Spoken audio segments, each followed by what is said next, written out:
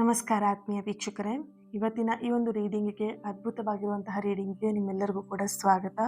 ಇವತ್ತಿನ ರೀಡಿಂಗಲ್ಲಿ ನಿಮ್ಮ ವ್ಯಕ್ತಿಯ ಕರೆಂಟ್ ಎನರ್ಜಿ ಏನಿದೆ ಅನ್ನೋದನ್ನು ತಿಳ್ಕೊಳ್ಳೋಣ. ಇಲ್ಲಿ ನಿಮಗೆ ಆಯ್ಕೆ ಮಾಡ್ಕೊಳ್ಳೋದಕ್ಕೆ 3 ಕಾರ್ಡ್ಗಳಿದೆ.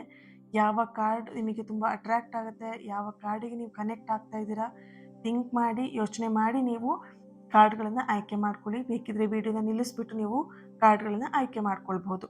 ಓಕೆನಾ? ಬೇಕಿದ್ರೆ ಟೈಮ್ ತಗೊಳ್ಳಿ, ಕಾರ್ಡ್ಗಳನ್ನು ಅಬ್ಸರ್ವ್ ಮಾಡಿ, ನಿಮ್ಮ ಪರ್ಸನನ್ನು ನೆನ್ಪು ಮಾಡ್ಕೊಳ್ತಾ ನಿಮ್ಮನ್ನು ನೆನ್ಪು ಮಾಡ್ಕೊಳ್ಳಿ, ನಿಮ್ಮ ಹೆಸರನ್ನು ನೆನ್ಪು ಮಾಡ್ಕೊಳ್ಳಿ, ನಿಮ್ಮ ವ್ಯಕ್ತಿಯ ಹೆಸರನ್ನು ನೆನ್ಪು ಮಾಡ್ಕೊಳ್ತಾ ಯೂನಿವರ್ಸ್ ಜೊತೆ ಕನೆಕ್ಟ್ ಆಗಿ ದೆನ್ ನೀವು ಕಾರ್ಡ್ಗಳನ್ನು ಆಯ್ಕೆ ಮಾಡ್ಕೊಳ್ಬೋದು. Okay, thank you. ಕಾರ್ಡ್ಗಳನ್ನು ಆಯ್ಕೆ ಮಾಡ್ಕೊಂಡಿದ್ದೀರಾ ಅಂತ ಹೇಳಿ ಭಾವಿಸ್ತೀನಿ. ರೀಡಿಂಗ್ ಸ್ಟಾರ್ಟ್ ಮಾಡೋಣ.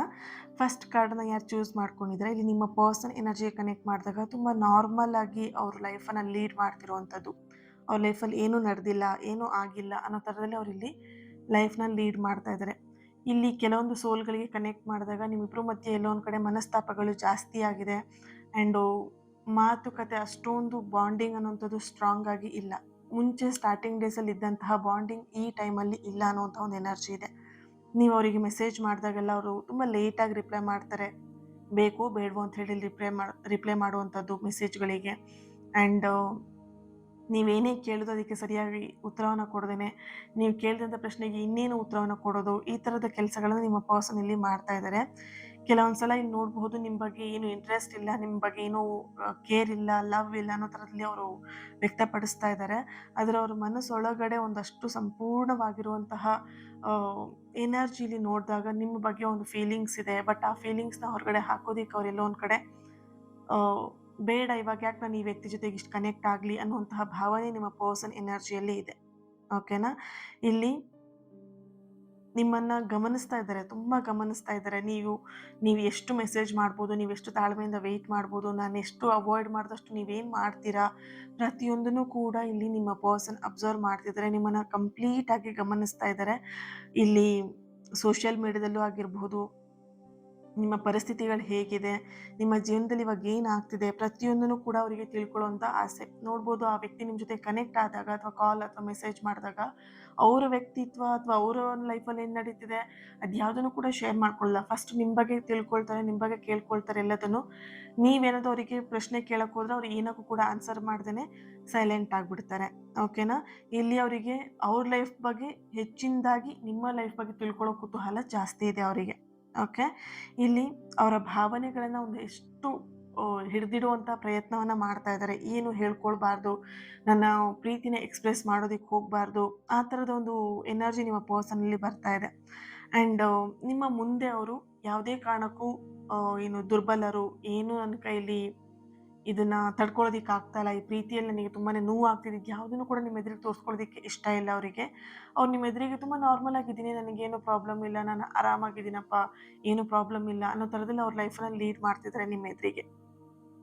ಅವ್ರ ಮನಸ್ಸಲ್ಲಿ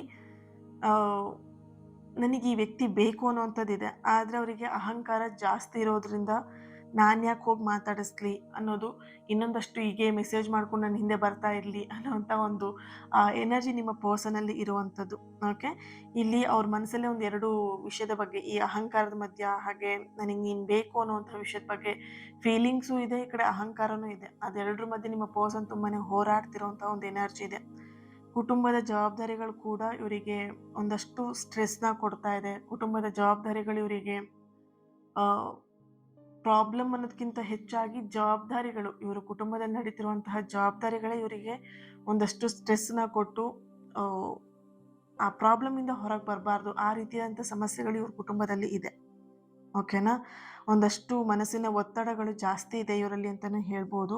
ಹಾಗೆಯೇ ಇಲ್ಲಿ ಅವ್ರು ನಿಮ್ಮ ಬಗ್ಗೆ ಯೋಚನೆ ಮಾಡ್ತಾ ಇದ್ದಾರೆ ಅಂತ ಹೇಳಿದಾಗ ಖಂಡಿತ ಅವ್ರಿಗೆ ನಿಮ್ಮ ಬಗ್ಗೆ ಯೋಚನೆ ಇದೆ. ಆದರೆ ಜೀವನದ ಸಮಸ್ಯೆಗಳು ಅವರನ್ನು ಇನ್ನಷ್ಟು ಮೌನದ ಒಂದು ದಾರಿಯನ್ನು ಹಿಡಿಯೋ ಹಾಗೆ ಮಾಡ್ತಾ ಇರುವಂತಹ ಒಂದು ಎನರ್ಜಿ ಇದೆ. ಹಾಗೆಯೇ ಇಲ್ಲಿ ಇಷ್ಟೆಲ್ಲ ಅವರು ಅಹಂಕಾರದ ಮಧ್ಯೆಯೂ ಕೂಡ, ಈ ಒಂದು ಸಮಸ್ಯೆಗಳ ಮೌನಗಳ ಮಧ್ಯ ಕೂಡ ಅವರಿಗೆ ನಿಮ್ಮ ಮೇಲೆ ಪ್ರೀತಿ ಯಾವತ್ತೂ ಕೂಡ ಕಡಿಮೆ ಆಗಿಲ್ಲ. ಆದರೆ ಅವರು ಈಗ ಅವರ ಪ್ರಸ್ತುತ ಭಾವನೆ ಇದೆ ಯಾವ ರೀತಿಯಾಗಿದೆ ಅಂತ ಹೇಳಿದ್ರೆ, ಪ್ರತಿಯೊಂದನ್ನು ಕೂಡ ಅವರಿಲ್ಲಿ ಹೈಡ್ ಮಾಡೋದಕ್ಕೆ ಆ್ಯಂಡ್ ನಿಮ್ಮ ಎದುರಿಗೆ ಯಾವುದನ್ನು ಕೂಡ ತೋರಿಸ್ಕೊಳ್ಬಾರ್ದು ಅನ್ನೋದನ್ನು ಅವರು ಪ್ರಸ್ತುತ ಎನರ್ಜಿಯಲ್ಲಿ ಬರ್ತಾ ಇರುವಂಥದ್ದು. ಓಕೆ. ಇಲ್ಲಿ ಒಬ್ಬ ವ್ಯಕ್ತಿ ಪ್ರತಿದಿನ ಸೂರ್ಯನ ಬೆಳಕು ನಮ್ಮ ಮನೆಗೆ ಬರ್ತಾ ಇಲ್ಲ ಅಂತ ಹೇಳ್ಕೊಂಡು ದೂರ್ಕೊಳ್ತಾ ಇರ್ತಾನೆ. ಅಲ್ಲಿ ಇಲ್ಲಿ ಹೋಗ್ಬಿಟ್ಟು ಹೇಳ್ತಾ ಇರ್ತಾನೆ, ನಮ್ಮ ಮನೆಗೆ ಸೂರ್ಯನ ಬೆಳಕೇ ಬರಲ್ಲ, ನಮ್ಮ ಮನೆಗೆ ಸೂರ್ಯನ ಬೆಳಕೇ ಬರಲ್ಲ ಅಂತ ಹೇಳ್ಬಿಟ್ಟು. ಓಕೆ. ಅವಾಗ ಅವರ ಸ್ನೇಹಿತ ಹೇಳ್ತಾರೆ, ನೀನು ಫಸ್ಟು ಮನೆ ಬಾಗಿಲು ಕಿಟಕಿನೇ ಎಲ್ಲ ಓಪನ್ ಮಾಡು, ಅವಾಗ ನಿಂಗೆ ಗೊತ್ತಾಗತ್ತೆ ಅಂತ ಹೇಳ್ಬಿಟ್ಟು. ಆಮೇಲೆ ಅವನು ಏನು ಮಾಡ್ತಾನೆ, ಕಿಟಕಿ ಬಾಗಿಲು ಡೋರ್ ಓಪನ್ ಎಲ್ಲ ಮಾಡ್ತಾನೆ. ಅವಾಗ ಅವನ ಮನೆಗೆ ಸೂರ್ಯನ ಬೆಳಕು ಬರೋದಕ್ಕೆ ಪ್ರಾರಂಭ ಮಾಡುತ್ತೆ. ಸರಿನಾ? ಹಾಗೆಯೇ ಕೆಲವೊಂದ್ಸಲ ಜೀವನದಲ್ಲಿ ಪ್ರೀತಿನೂ ಹಾಗೆ ಆಗಿರುತ್ತೆ. ಭಾವನೆಗಳು ಇರುತ್ತೆ, ಆದರೆ ಯಾರೋ ಒಬ್ಬ ವ್ಯಕ್ತಿ ಮನಸ್ಸಿನ ಕಿಟಕಿಯನ್ನ ಮುಚ್ಕೊಂಡಿಟ್ಟಿರ್ತಾರೆ ಅಷ್ಟೇನೆ ಇಲ್ಲಿ. ಓಕೆ. ಇಲ್ಲಿ ನಿಮ್ಮ ಪ್ರೀತಿಯಲ್ಲೂ ಆಗ್ತಿರುವಂಥದ್ದು ಇದೇ ಒಂದು ಕರೆಂಟ್ ಎನರ್ಜಿ ಆಗಿದೆ. ಈ ಒಂದು ಕಾರ್ಡ್‌ನ ಯಾರು ಚೂಸ್ ಮಾಡ್ಕೊಂಡಿದ್ದೀರಾ, ನೀವು ಕಮೆಂಟಲ್ಲಿ ತಿಳಿಸ್ತೀರಾ. ರೀಬರ್ತ್ ಅಂತ ಹೇಳ್ಬಿಟ್ಟು ರೆಡ್ ಹಾರ್ಟ್ ಮಾರ್ಕ್ ಹಾಕಿ ಎನರ್ಜಿನ ರಿಸೀವ್ ಮಾಡ್ಕೊಳ್ಳಿ. ಹಾಗೆಯೇ 2ನೇ ಕಾರ್ಡ್‌ನ ಯಾರು ಚೂಸ್ ಮಾಡ್ಕೊಂಡಿದ್ದೀರಾ, ನಿಮ್ಮ ಪರ್ಸನ್ ಎನರ್ಜಿಲಿ ಕನೆಕ್ಟ್ ಮಾಡಿದಾಗ ಇಲ್ಲಿ ಈ ಪೈಲ್‌ನ ಯಾರು ಆಯ್ಕೆ ಮಾಡ್ಕೊಂಡಿದ್ದೀರಲ್ವಾ, ತುಂಬ ಸ್ಟ್ರಾಂಗ್ ಎನರ್ಜಿ ಬರ್ತಿದೆ. ಈ ವ್ಯಕ್ತಿ ನಿಮ್ಮನ್ನ ಮರ್ತೋಗಿದ್ದಾರೆ ಅನ್ನೋ ಥರ ಇಲ್ಲಿ ನಟನೆ ಮಾಡ್ತಾ ಇದ್ದಾರೆ. ನಿಮಗೆ ಹೇಳ್ತಿರ್ಬೋದು, ನಾನು ನಿನ್ನನ್ನು ಮರ್ತು ಬಿಟ್ಟಿದ್ದೀನಿ, ನಿನ್ನ ಜೊತೆಗೆ ನನಗೇನು ಕನೆಕ್ಷನ್ ಇಲ್ಲ, ಈ ಥರ ನಿಮಗೆ ಹೇಳ್ತಾ ಇದ್ದಾರೆ. ಆದರೆ ಅದು ವಾಸ್ತವಿಕವಾಗಿ ಹೇಗಿದೆ ಅಂತ ಹೇಳಿದ್ರೆ, ನಿಮ್ಮ ನೆನಪಾಗಿರಬಹುದು, ಅವರ ಮನಸ್ಸಲ್ಲಿ ಒಂದು ದೊಡ್ಡ ಬಿಲ್ಡಿಂಗ್‌ನ ಕಟ್ಕೊಂಡಿರೋ ಥರ ಎನರ್ಜಿ ಇದೆ ಇಲ್ಲಿ. ಓಕೆ.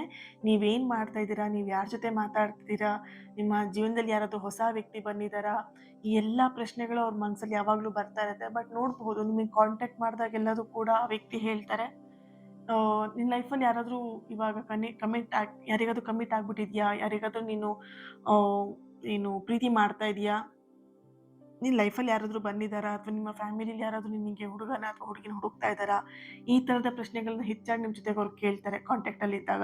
ಓಕೆ. ಅವರಿಗೆ ನಿಮ್ಮ ಜೀವನದ ಪ್ರಶ್ನೆ, ನಿಮ್ಮ ಜೀವನದ ಬಗ್ಗೆ ಅವ್ರಿಗೆ ಒಂದಷ್ಟು ಪ್ರಶ್ನೆಗಳು ಜಾಸ್ತಿ ಇದೆ. ಹಾಗೆಯೇ ಇಲ್ಲಿ ಆ, ಅವರ ಮನಸ್ಸಲ್ಲಿ ನಿಮ್ಮ ಬಗ್ಗೆ ಒಂದು ಒಳ್ಳೆ ಒಪಿನಿಯನನ್ನು ಇಟ್ಕೊಂಡಿದ್ದಾರೆ. ಹೊರಗಡೆ ಅವರು ತುಂಬ ಶಾಂತವಾಗಿ, ತುಂಬ ಕೂಲ್ ಆ್ಯಂಡ್ ಏನು ಏನು ಪ್ರಾಬ್ಲಮ್ ಇಲ್ಲ ಅನ್ನೋ ಥರ ಎಲ್ಲ ಅವ್ರು ನಡೆಸ್ತಾ ಇದ್ದಾರೆ. ಆದರೆ ಇಲ್ಲಿ ನೋಡಬಹುದು, ರಾತ್ರಿ ಅವರು ಒಂಟಿಯಾಗಿದ್ದಾಗ ನಿಮ್ಮ ನೆನಪುಗಳು ಜಾಸ್ತಿ ಅವ್ರಿಗೆ ಕಾಡುತ್ತೆ. ಆ ನೆನಪುಗಳಿಂದ ಅವರು ಕಣ್ಣೀರು ಹಾಕುವಂಥ ಸಾಧ್ಯತೆ ಕೂಡ ಹೆಚ್ಚಾಗಿ ಇಲ್ಲಿ ಬರ್ತಾ ಇದೆ ಎನರ್ಜಿ. ಕೆಲವೊಂದ್ಸಲ ನಿಮ್ಮ ಹಳೆಯ ಮಾತುಗಳನ್ನ ನೆನಪು ಮಾಡಿಕೊಂಡು ಸುಮ್ಮನೆ ಅವರವರೇ ನಗಾಡ್ತಾ ಇರ್ತಾರೆ. ಒಂದೊಂದ್ಸಲ ಕೋಪ ಕೂಡ ಮಾಡ್ಕೊಳ್ತಾರೆ. ಈ ಥರದ ಒಂದು ಎನರ್ಜಿ ಕೂಡ ಇದೆ. ಆ್ಯಂಡ್ ನಿಮ್ಮ ನಗು, ನಿಮ್ಮ ಕೋಪ, ಹಾಗೆ ನಿಮ್ಮ ಒಂದು ಕೇರ್ ಏನಿತ್ತು, ನೀವು ಅವ್ರಿಗೆ ಮಾಡ್ತಿದ್ದಂಥದ್ದು ಇದೆಲ್ಲ. ಓಕೆ. ಸೊ ಇದು ಅವರಿಗೆ ಪದೇ ಪದೇ ನೆನಪು ಮಾಡ್ಕೊಳ್ತಾ ಇದ್ದಾರೆ. ಆ್ಯಂಡ್ ಅವ್ರ ಮನಸ್ಸಿನ ಎನರ್ಜಿ, ಅವರ ಕರೆಂಟ್ ಎನರ್ಜಿಲಿ ನೋಡಿದಾಗ ನಿಮ್ಮ ಪ್ರತಿಯೊಂದು ನೆನಪುಗಳು ಅವರ ಮನಸ್ಸಲ್ಲಿ ಈಗಲೂ ಕೂಡ ಜೀವಂತವಾಗಿದೆ ಅನ್ನೋಂಥ ಒಂದು ಎನರ್ಜಿ ಇದೆ. ಇಲ್ಲಿ ಹೆಚ್ಚಾಗಿ ನಿಮ್ಮ ಒಂದು ರಿಲೇಶನ್‌ಶಿಪ್ ಏನಿತ್ತು, ನಿಮ್ಮ ಬಾಂಡಿಂಗ್ ಏನಿತ್ತು, ಅವರ ಫ್ರೆಂಡ್ಸಿಗೆಲ್ಲರಿಗೂ ಕೂಡ ಗೊತ್ತಿತ್ತು. ಅವ್ರ ಫ್ರೆಂಡ್ಸಿಗೆ ನಿಮ್ಮನ್ನ ಪರಿಚಯ ಕೂಡ ಮಾಡಿರುವಂತಹ ಒಂದು ಎನರ್ಜಿ ಕೂಡ ಇದೆ. ಇಲ್ಲಿ ಅವ್ರ ಫ್ರೆಂಡ್ಸಿಗೆ ಕೆಲವೊಬ್ಬರಿಗೆ ನಿಮ್ಮಿಬ್ಬರ ಮಧ್ಯೆ ಬ್ರೇಕಪ್ ಆಗಿರೋದು, ನೀವಿಬ್ಬರು ಮಾತಾಡ್ತಾ ಇಲ್ಲ ಅನ್ನೋಂಥದ್ದು ಕೆಲವೊಬ್ಬರಿಗೆ ಗೊತ್ತಿದೆ. ಅವ್ರ ಎದುರಿಗೆ ಹೋದಾಗ ಈ ವಿಷಯವನ್ನೇ ಮಾತಾಡಲ್ಲ. ಅಂದರೆ ನಿಮ್ಮ ವಿಷಯ ಆಗಿರ್ಬೋದು, ಈ ಪ್ರೀತಿ ಬಗ್ಗೆ ಆಗಿರ್ಬೋದು, ಏನು ಅವ್ರ ಫ್ರೆಂಡ್ಸ್ ಹತ್ರ ಶೇರ್ ಮಾಡ್ಕೊಳ್ತಾ ಇಲ್ಲ ಇತ್ತೀಚಿನ ದಿನದಲ್ಲಿ. ನಿಮ್ಮ ಹೆಸರು ಹೇಳಿದಾಗೆಲ್ಲ ಅವ್ರ ಫ್ರೆಂಡ್ಸ್ ಯಾರಾದರೂ ನಿಮ್ಮ ಬಗ್ಗೆ ಹೆಸರೇನಾದರೂ ಹೇಳಿದ್ರು ಅಥವಾ ನಿಮ್ಮ ಬಗ್ಗೆ ಏನಾದರೂ ಕೇಳಿದ್ರು ಅಂತ ಹೇಳಿದಾಗ, ಮುಖದ ಭಾವನೆ ಆಗಿರ್ಬೋದು ಅಥವಾ ಅವ್ರ ಮನಸ್ಸಲ್ಲಿ ಆಗುವಂತಹ ಒಂದು ಕೆಲವೊಂದಷ್ಟು ಎನರ್ಜಿ ಏನಿದೆ, ಅವರಿಗೊಂಥರ ದುಃಖ ತರುವಂತಹ ಒಂದು ಭಾವನೆ ಅವರಲ್ಲಿ, ಆ ಒಂದು ಎನರ್ಜಿ ಇಲ್ಲಿ ಬರ್ತಾ ಇದೆ. ಹಾಗೆಯೇ ಇಲ್ಲಿ ಈ ಒಂದು ಭಾವನೆ ಅವರಿಲ್ಲಿ ಒಪ್ಕೊಳ್ಳೋದಕ್ಕೆ ರೆಡಿ ಇಲ್ಲ. ಓಕೆನಾ? ಆ ಭಯ ಇರ್ಬೋದು, ಅಹಂಕಾರ ಇರ್ಬೋದು, ಆ ಎರಡೂ ಅವರನ್ನ ಈ ಒಂದು ಭಾವನೆನ ತಡೆ ಹಿಡಿತಾ ಇರುವಂತಹ ಒಂದು ಎನರ್ಜಿ ಇದೆ. ಇಲ್ಲಿ ಅವ್ರು ನಿಮ್ಮನ್ನ ಕಳ್ಕೊಂಡಿರುವಂತಹ ಸಾಧ್ಯತೆ ಹೆಚ್ಚಾಗಿ ಅವರಿಲ್ಲಿ ಆ ಒಂದು ಫೀಲ್‌ನ ಮಾಡ್ತಾ ಇದ್ದಾರೆ. ನಾನು ಕಳ್ಕೊಂಡೆ ಈ ವ್ಯಕ್ತಿ ನನ್ನ ಲೈಫಲ್ಲಿ ಬರಲ್ಲ. ಈ ರೀತಿಯಾಗಿ ಅವರಿಲ್ಲಿ ಯೋಚನೆನ ಹೆಚ್ಚಾಗಿ ಮಾಡ್ತಾ ಇದ್ದಾರೆ. ಒಬ್ಬ ಚಿಕ್ಕ ಹುಡುಗ ಇರ್ತಾನೆ. ಆ, ಅವನ ನೆರಳನ್ನ ಹಿಡಿಯೋದಿಕ್ಕೆ ಹಿಂಬಾಲಿಸ್ತಾ ಇರ್ತಾನೆ, ಓಡ್ತಾ ಇರ್ತಾನೆ. ಎಷ್ಟು ಓಡಿದರೂ ಕೂಡ ಅವನಿಗೆ ಅವನ ನೆರಳು ಸಿಗೋದಿಲ್ಲ. ಆವಾಗ ಅವನ ಅಜ್ಜಿ ಹೇಳ್ತಾರೆ, ನೀನು ಈ ಥರ ನೆರಳು ಹಿಂದೆ ಓಡ್ತಾ ಇದ್ರೆ ನಿನ್ನ ನೆರಳು ಸಿಗೋದಿಲ್ಲ. ನೀನು ಸೂರ್ಯ ಯಾವ ಕಡೆ ಇದ್ದಾರೆ ಅಲ್ವಾ, ಆ ಕಡೆ ನೀನು ಮುಖ ಮಾಡಿ ನಡೀತಾ ಹೋಗು, ಅವಾಗ ನೋಡು ಏನಾಗುತ್ತೆ ಅಂತ ಹೇಳ್ಬಿಟ್ಟು ಅಂತ ಹೇಳಿ ಅವ್ರ ಅಜ್ಜಿ ಹೇಳ್ತಾರೆ.